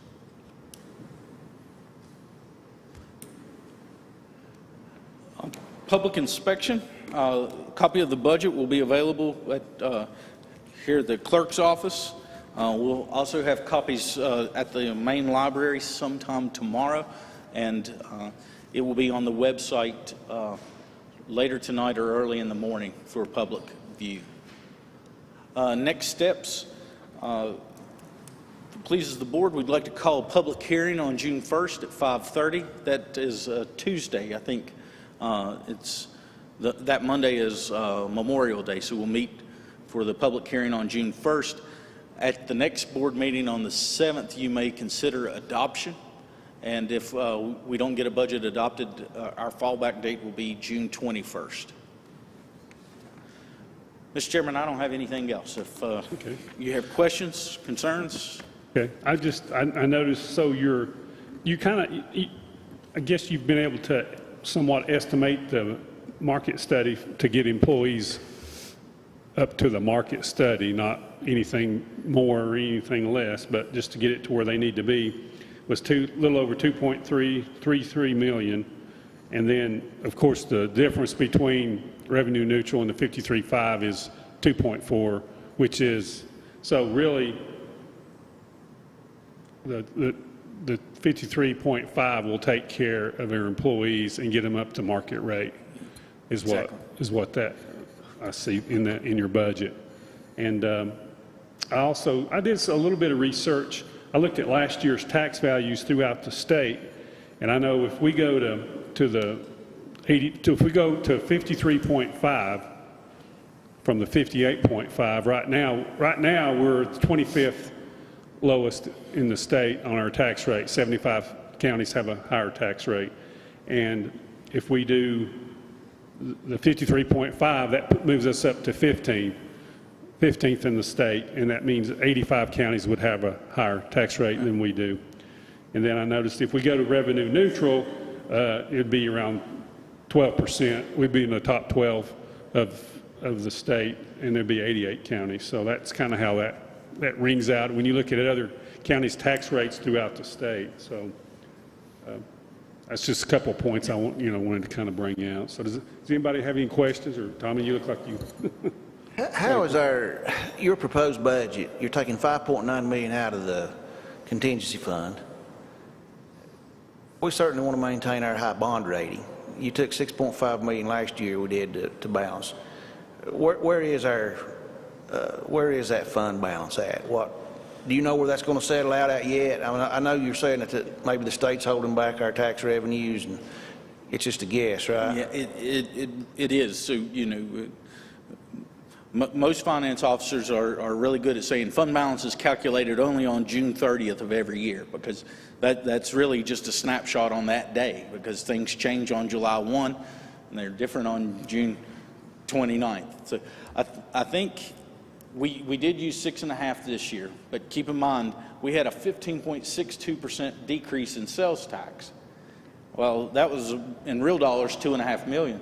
Well, sales tax is up 15%. So, that's 30% variance between budget and actual. So we're doing really well on that. And we lowered our collection rate on property tax to the lowest it had been during the recession at 96.35. And last month, Greg had actually beat that with a couple months left. So I think overall that $6.5 million, I wouldn't say that we aren't going to touch any of it, but I'm pretty confident that the lion's share of that 6.5 is not going to be used. Well, that'd be great news, but you had to put it in there because of the dark cloud of COVID-19 hanging over us, the uncertainty about our income revenue on that. Right. The 2.4 and 2.3 Kevin mentioned, how can you figure revenue neutral without calculating in our proposed increases, our COLA, cost of living? How can you do that? I mean, I know the people's, and I am, I'm sitting here thinking 50.78 and you're proposing 53.5. But if you look at the proposed increases in our salaries and wages, working off the prior discussion about trying to retain our employees, get them back to market value, how can you say revenue neutral is 50.78 when it's actually 2.3 million above that? Revenue neutral is spelled out by state statute.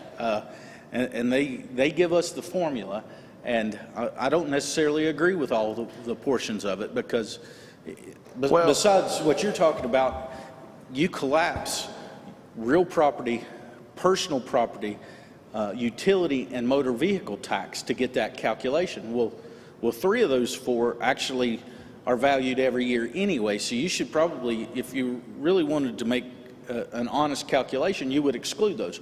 But that's not the way that the statute reads. So kind of locked into that calculation. And you can see it's not revenue neutral, because we're losing $338,000 in motor vehicle tax, but the value of motor vehicle tax increased from $627 million to $695 million.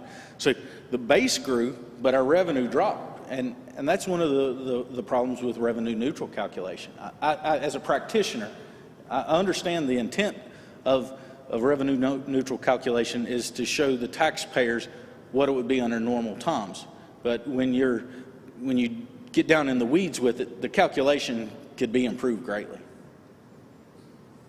And I don't want to beat the dead horse to death, but again, you don't have any idea when that job classification study is coming in?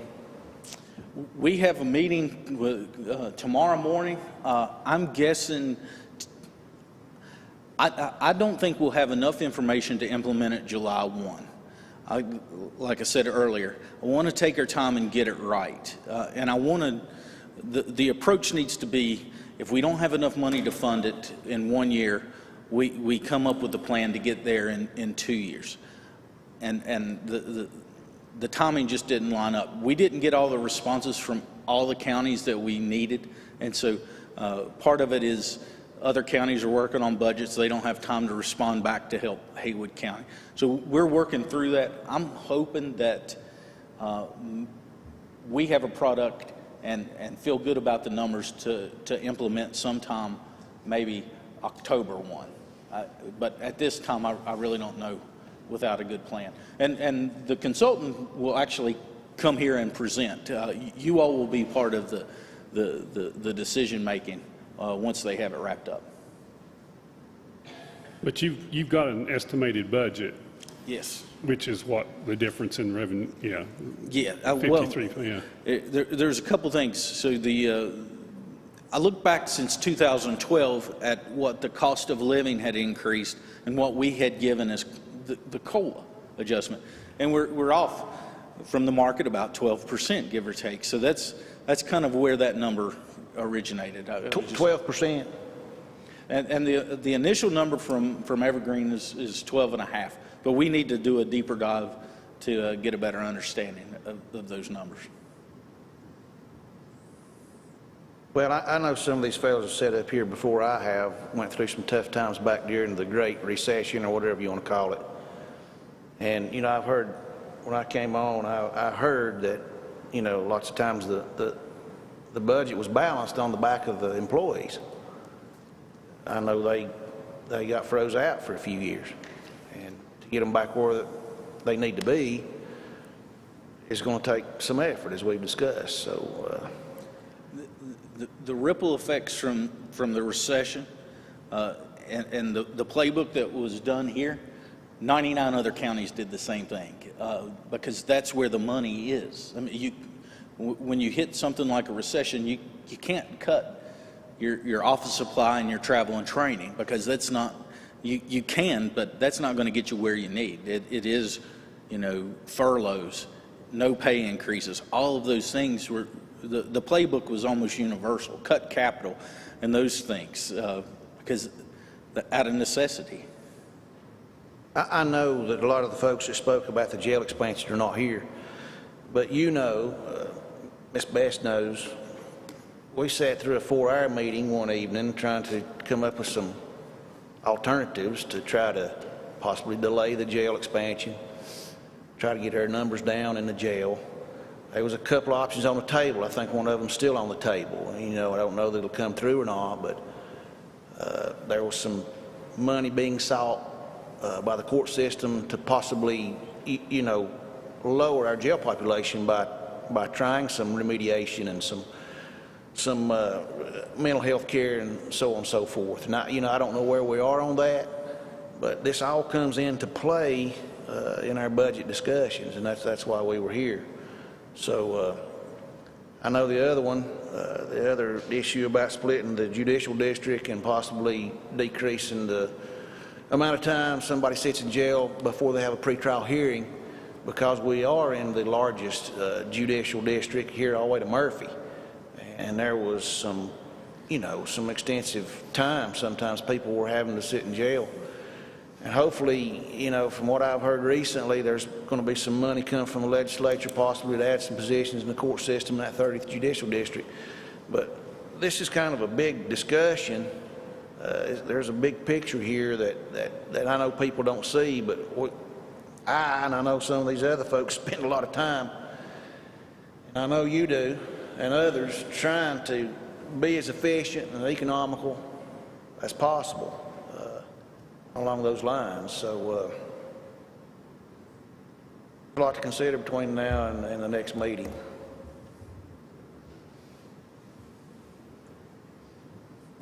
Anybody else have a question for Bryant?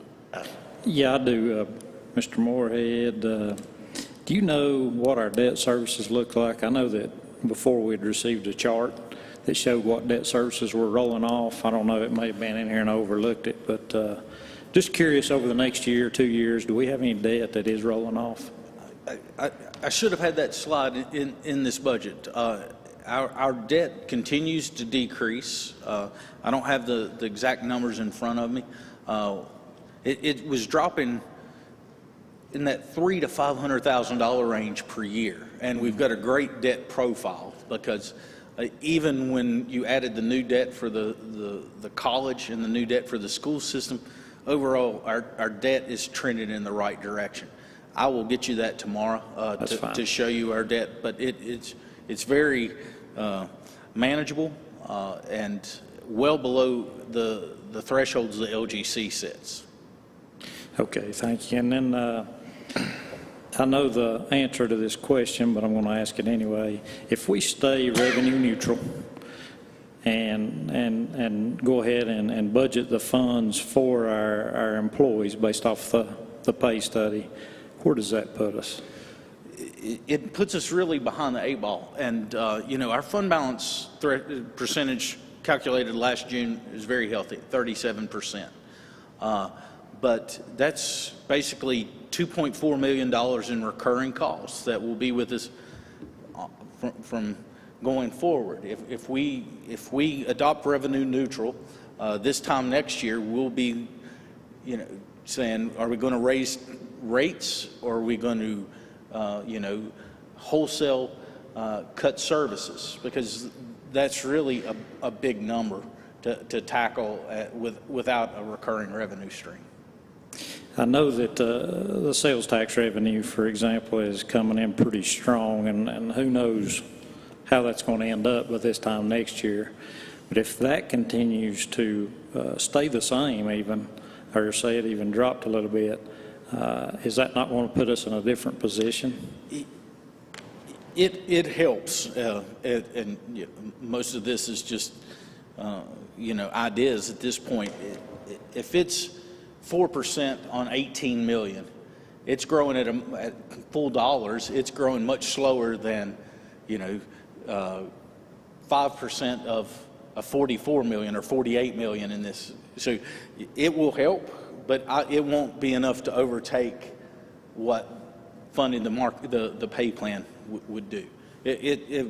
I'm kind of looking at sales tax continuing on that 3 to 5% range for a while, but that will help offset just day-to-day increased costs like our health insurance or our workers' comp or fuel for the fleet. All of those things are really looking at the growth in sales tax to help offset those increases, because we're like everybody else. We buy so much gas. When gas is up, it really hits the budget.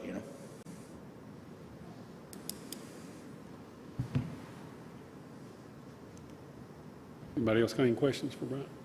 I'd be interested as soon as you can find out what our fund balance is, maybe you can report back to us the next meeting or whenever you can, before June 30th. I know, I heard your answer, but I heard your answer, but We'll report June 30th sometime in December. That's how tricky it is. And sales tax does lag 90 days, so we won't get June's sales tax number until September from the state. So that's why it's so hard to calculate.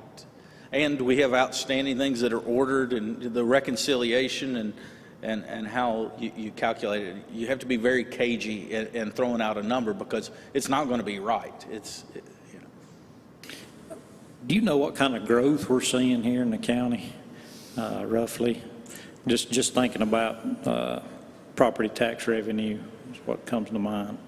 Well, over the 3-year average over the last 3 before reval was 1.59%, and so that's pretty modest. I think the last 2 years are going to be much higher than the last 3. Chris shared earlier with me today building permit data. It's up markedly, and actually we're going to get some data to look at the last few months compared to the same months last year to get an idea. But we're having significant growth, not just in construction, but people adding additions to their homes. We're seeing commercial expansion as well. So overall, it's generally positive, but the 3-year average is 1.59.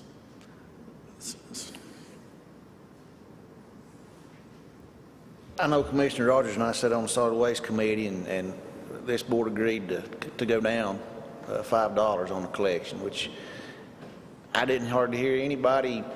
We didn't hardly get any pats on the back. We were lowered taxes on that. Didn't hear hardly anybody say good job or thanks for lowering our taxes. But looking at the Francis Farm, we got closure coming up on that project. So I would hope that as we look at those numbers, I hope we could go a little further down on our solid waste fee. So I know we have needs. Well, of course, we're on that committee, but that is a milestone project that I hope we're getting completed. And I know Commissioner Kirkpatrick touched on it in his previous comments. Our ancestors they didn't do anything wrong. Followed everything by the book, and then the state changed the rules on us. Had to go back and cover their sins, so to speak, out of the county taxpayers' pockets, and that's not right. But that's the hand they dealt us from Raleigh, and we had to do it. So it gives me a lot of heartburn, but there's lots of things I don't like about this, I can tell you. But some of these things we're forced to do from the state, we just have to do it. My former boss and mentor, he used to say, county government's no more than the banker for the stuff the state doesn't want to do. And, last week we were talking with the sheriff, and I think the number was out of that 107, 33 were sentence misdemeanors. The state changed the rules on where misdemeanors serve. They closed down 4 prisons, and now they serve in local county jails. And that's the right call. Most of the nation does that. But we didn't build our jail to hold 33 state prisoners, and I think they reimburse us 42 a day, and it costs us about 72 a day. So, back to your point, we didn't do anything wrong. We built the jail under one set of guidelines, and the game changed, and now you've got a problem. So I'm glad you brought that up, Brian. I mean, we hear all angles for this jail expansion. That's one that a lot of the people in the public, they don't understand that. Change the sentencing laws in Raleigh, come back to us, say you're going to do this. And, like you said, that jail was not built to handle a change in the sentencing structure in Raleigh. But yet here it is, handed right back to us. I was looking over my budget notes from last year, and you'll remember we had to change our foster care payments. That was, I think, $679,000 that we had to absorb last year because of a change from the state. So we're really, to a large degree, at their mercy. I'm not picking on the state. We work with them on, and they've been great with stuff that David's working on. But sometimes you take death by 1,000 cuts. you know, or it feels like that. Probably shouldn't say anything, but they're in session right now. So. That's right. Our sales tax may not be here. Bryant, will you go back to something you mentioned pretty early in your presentation about you gave a calculation based on the value of someone's home. Will you go back to those numbers? Here's my, you know, and I've mentioned this twice tonight, that I'm the newest commissioner up here, and it's very important to me that I put forth a tremendous amount of effort and try my best to get it right. And we're all human, we're all going to make mistakes, and we're probably not going to get it right all the time. But you know, we sit in an interesting position up here, is that Bryant wants to run the best possible county, and of course we want to help him facilitate that, but we also have to answer to the people that we represent. And so I'm curious as how that impacts someone's grandmother or aunt or my next door neighbor and what they have to pay on an annual basis. So that's the reason I asked that question. So the 53.5 cents is basically $535 per $100,000 value. Mm-hmm. And at the revenue neutral rate at 50.78, that's $507.80. So a difference of $27.20 per $100,000 value. And I use 500,000 as an example, so it's just 5 times that. Lost my number there, 2720, or so that would be, you know, $136 a year more at 53.5 than 50.78. I think for me that's what's important, is that we need to be able to, you know, it's an interesting thing. I've done some research on it, and it looks like we didn't hold our employees back. I think an opportunity to work for the county, the benefits are good, and there's longevity and security in the position. But we've held those, I guess we've held those salaries back, and now it's time we're going to have to get right on both sides. So it's a tough call. I've asked this question. I won't put you on the spot here, but I do want you to think about it, as I think all of us are, as if, you know, if we have to cut it, where do we cut it? Because we definitely don't. We've done it on the employees. We definitely don't want to go there. But at the same time, there are people in our community that, you know, maybe $136 a year would impact them, and I would want to be able to at least advise them about what they were getting. So. Well, a normal, let's see, so a $200,000 house, they're looking at paying an extra $56. Is that what, roughly? Yeah. I was just thinking, I tell you, gas has gone up about $1 a gallon in the last year, and I think I figured I'm paying over $100 a month extra to drive my vehicle now, and that's just my personal vehicle. It doesn't count all my other vehicles. So, you know, I mean that, you know, gasoline's gone up $1 a gallon, and everybody's having to pay extra on that too. So, when you kind of look at, you know, that's $1,200 a year I'm having to pay extra because, you know, policy changes and the gas is, you know, a lot more expensive than it was last year. So just kind of, you know, I guess everything is going up right now too. Building materials we know are, and as well as I guess food costs are going up. I've been noticing that. Evidently chicken is going to be hard to find too. So and I eat a lot of chicken. So anyway, did you have anything, Kirk, or does anybody have anything else? Okay. Any questions at all? Dr. Wall's back here with his hand up, but we don't do that. Okay, I'll let you do one. In a few years, if you want to buy a Silverado or a Yukon, it's going to be electric. Now, we're spending a lot of money on new vehicles. I'm just wondering, you know, a car that never needs an oil change has 9 moving parts. We should probably consider looking at some electric vehicles in that. It's 24 new vehicles. I know you go to Asheville, but live in the valley, they got a problem with smog. We're lucky here, we don't have that kind of valley situation. That's why they're running electric buses now in Asheville. But I would hope you'll look at that and run the numbers on electric vehicles. Maintenance is no question about it, it's a saver. Okay. Dr. Wall was telling us, people can't hear it at home, but probably he was, would like to see us do a lot more electric vehicles, because that's probably where everybody probably won't be able to buy anything but electric here pretty soon, seems like. So thank you for that. Just okay. Everyone's comfortable with having the public hearing on June 1st, the schedule? Okay, we'll get that posted and advertised. Thank you. Okay, that is, next order of business is our discussion adjustment to agenda. We do not have anything, or I do not have anything. Does any other commissioner have anything? I did, sorry. Hold on, let me get back there.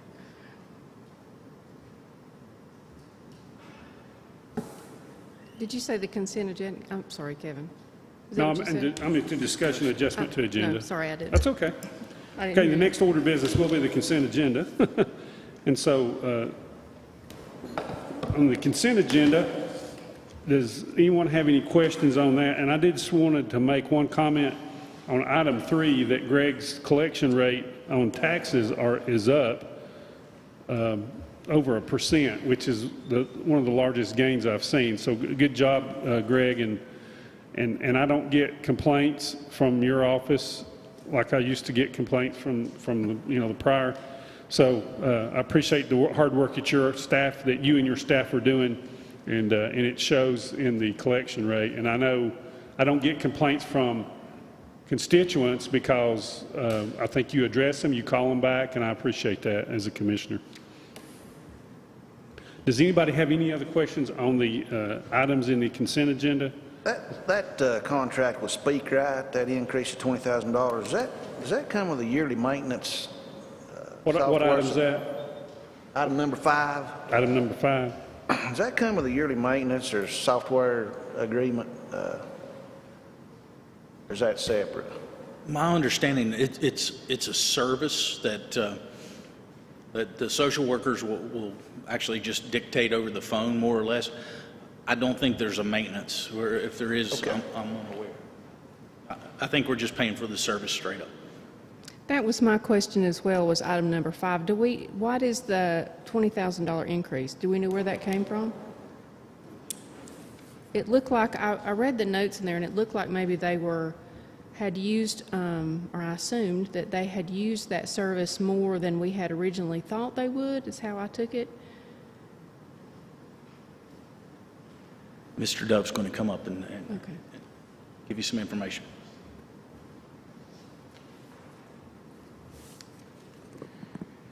That was put in for a limited amount of time. We have not actually used the $20,000. This is a request to increase the line item based so that they can use it. We're in a situation with most of our social work services where we have quite a few vacancies. Mm-hmm. One of the things that when you look at the state requirements that's happened, they have put a lot more documentation requirements onto social work field. And one of the things that this causes is for people to spend a lot of time in their offices working on documentation. This is a transcription service that is acceptable through the state. Mm-hmm. A lot of folks use it in different counties. We used it for a while, and it really helped them try and maintain being caught up with their work. So that's why they're asking to increase it. We've not actually gone over the other contract. We are actually looking to try and expand this and take some money from some other line items to put into this. At the present time, I would say that we are looking at a situation where we're really kind of in a need situation to try and help them get out and to maintain due to the vacancies that we have. I did notice in the comments that it said it's a pay-as-you-go, no contract, no minimum usage requirement, only billed at a per-word rate. So it's billed as you used it, I guess. It's billed as used. We are not behind on any payments and haven't gone over any. Yeah. That was my only question. Okay. All right. This is mainly used by Child Protective Services? I mean, they use it more than other It's groups. Exclusively used by Child Protective Services. Right. And so now, this is going back to the employee increases in pay, is that, you've probably got morale issues with the amount of work that they have to do and their workload, and this helps them get their workload done quicker. It helps them get their workload, yes. Because when you start to have vacancies and people are spending more and more time having to document and then having to do more cases from that, Right. it becomes a cycle for the worker. And Buncombe County has this, don't they? As far as I know, yes. And not the only one that would have a tool like this, a transcription service. And you think this will be important in keeping the people, your workers in Child Protective Services? I think given where they're at, this is going to be a pretty big boost to morale, because it's not even all of the child welfare workers that would use it. We're focusing really on the Child Protective Services because of the documentation requirements and the turnaround requirements on that. It is expensive. It's a transcription service, but it also is a very necessary tool and a very accurate one and a very quick turnaround time transcription service so that they can stay caught up and maintained. Just for the benefit of Mr. Kirkpatrick, I know I have a close family member that used to do medical transcription, and this turnaround time on this, it's a voice file. You just download that, and about 2 to 3 hours later, you get it back. I mean, it's, you know, one of those modern technology things that's really streamlined that segment of the work they do. Yes. Okay. Any other questions on the consent agenda or this item? Okay. Any other questions? I'll entertain Thank you for a- the details. Did you have something, Jim? No. No, okay. Saying thank you. Kevin, just a shout out to the Meals on Wheels group. I know you and I met with Mountain Projects and discussed with some of those folks, the people that was fed, especially during this last year. And I know Meals on Wheels is extremely important during this time as well. So just a shout out and a thank you to all those folks involved that completed these services in a very time of need. So.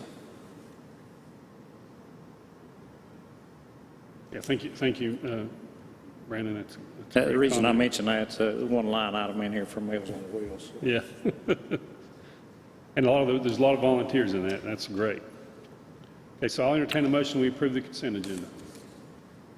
So moved. For a second. Second. All those in favor indicate by saying aye. Aye. Okay, you want to oppose? Okay, it's unanimous. Okay, our next order of business is our regular agenda. The only item on our regular agenda is to request approval of a resolution approving the memorandum of agreement between the state of North Carolina and local governments on proceeds relating to the settlement of opioid litigation. We have our attorney, Frank Queen. Welcome, Frank. Hey, about 2 or 3 years ago, Haywood County joined with about 2,000 other counties, states, not states, counties, municipalities, and tribes in suing the largest pharmaceutical companies in the world and the drug distributors who had encouraged the over-prescription and use of opioid medications across the states. The lawsuit has resulted in a major change in the way all of those businesses operate. They have changed the way they're functioning, and the litigation is getting to a critical stage. Some of the drug companies have gone into bankruptcy. Some of the drug distributors have gone into bankruptcy. And those who are remaining are engaged in a mass settlement agreement, a universal settlement agreement. They haven't come to a settlement agreement yet, but they're getting there. The requested resolution, which we've requested your approval tonight, is to authorize the county manager and me to execute on behalf of the county a memorandum of agreement that goes between all of the litigants in North Carolina. There are 70-some counties that joined in the litigation. There's 11 or 12 municipalities that joined in the litigation. And with the Attorney General of North Carolina was not a part of this litigation when it started. They're still not a part of it. But they're getting in on, and they have drafted up a proposed agreement for all of the counties and all the municipalities across North Carolina, most of whom have borne most of the expense of the opioid epidemic across this country. The individual families, of course, the individual people who've been affected by it have had the greatest impact in their lives, but at the government level, most of this has had an impact at local governments. Local governments have dealt with the public health aspects of it. Local governments have dealt with the law enforcement aspects of it. You've been talking about budget tonight. Nobody's talked about opioid stuff, but the fact of the matter is that your admissions to your criminal justice system, your admissions into your jail system, and the costs for having a prisoner in the jail system when they're opioid addicted, all of these are huge impacts on local government expenses. They're drivers of some of your expenses. This settlement will seek to tap some of the funds from the manufacturers of the opioids, some of the distributors that act between the manufacturers and the prescribing physicians. There is no dollar amount yet agreed to. There isn't any pot of money sitting there. But the county governments, the tribal governments in North Carolina who have joined in this litigation want to adopt a formula, and they've got a formula for how to divvy up the money across the state. And the formula takes into account not just population, it takes into account the impact of opioid addiction has had on different jurisdictions across the state. So, for example, the rural sections of Appalachian, North Carolina, have had a markedly greater impact of the opioid epidemic than in some of the Piedmont counties. On a per capita basis, we've just had more opioid addiction effects in the Appalachian counties. We've seen that's been taken into account in the formula that's been adopted for trying to divvy up this money. In terms of dollars and cents, there is no dollars and cents yet. It's foolish to try to speculate about what those dollars and cents would be. I will tell you that for every $1 billion that comes into North Carolina in any settlement of this kind, about $800,000 would come to Haywood County. But at the present time, the negotiations about that call for that being spread out over 10 and even longer numbers of years. So when you're talking about dollar figures, you're talking about, frankly, totally inadequate sums of money, but it's something, okay? If it's $80,000 a year or something like that, if it's $100,000, if it's $200,000, it's still a drop in the bucket for the impacts of opioid overprescription has on and drug use has had on the county. Nevertheless, that's your great long explanation, but it gives you context for the requested resolution. The resolution authorizes the manager and the county attorney to sign the memorandum of agreement between the counties and the state and the tribes, everybody who's involved in this deal, and authorize them to go forward on the basis of this memorandum of agreement that's been negotiated. So that's your request. Questions about any of that? Yeah. Anybody got any questions?